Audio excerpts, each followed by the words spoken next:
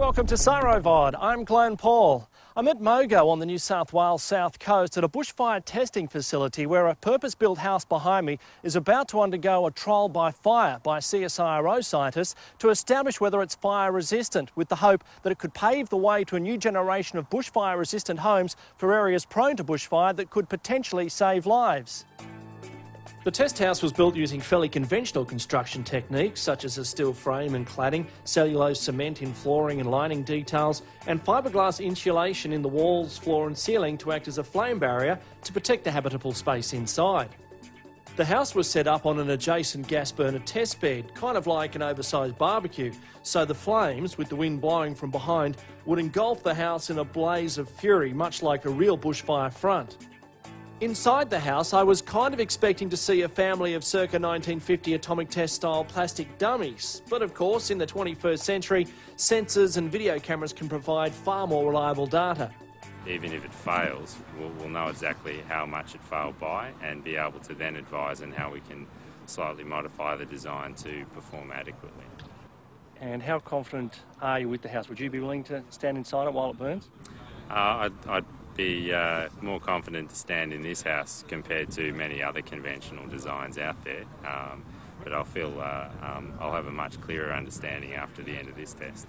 Australia has been devastated by bushfire many times, so to have a house that might stand up to bushfires would obviously attract a lot of attention from the media.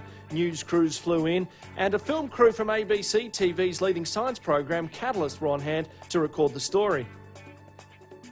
So as the countdown began to the big burn, scientists added an extra element of realism by putting leaf litter into the gutters and around the doors. Well, we're not far away from burning down the house. We've just been waiting for the right weather conditions for the wind to pick up. The more wind, the easier that house is going to burn.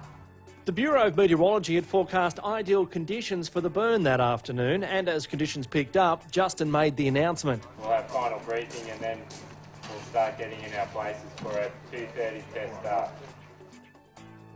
So a final briefing on what we could expect, then it was back out to take up positions in the designated safe zones.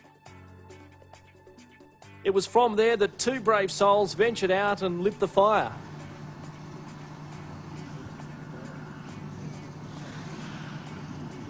The plan was to burn in stages, with the fire slowly building up to the stuff of nightmares.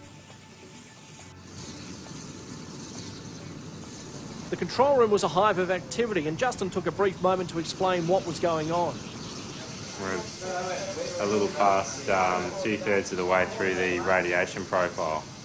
So we've moved through the gradual build-up phase, and we're starting to get into the steeper part of the curve, where there'll be a fairly rapid ramp up of the intensity that the house receives before the full flame immersion. 30 seconds.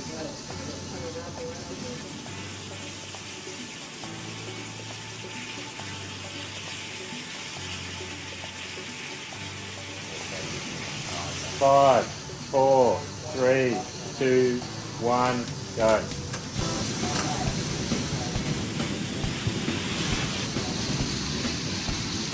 Even standing back in the safe zone, the heat was extreme, and I was sure the house would disintegrate. The blast went on for quite some time, more than the duration of a normal bushfire front. Finally, the test was over, and with the gas now off, the house was left smouldering but still standing. I've lost the tube. From here, everyone was very keen to see what the inside of the house looked like. Overall, it seemed pretty good. Everything was intact and there was no sign of fire damage. But just how hot it got in there, I wasn't able to tell at a glance without those melted plastic dummies. But CSIRO scientists were soon plugging in their laptops and downloading data for analysis. Well, it's looking a little worse for wear, but the house is still standing. Whether it would be survivable if you'd been inside it, we won't know until Justin and the team have a look at the data. If you'd like to find out more about the bushfire house, check out our website at www.csiro.au.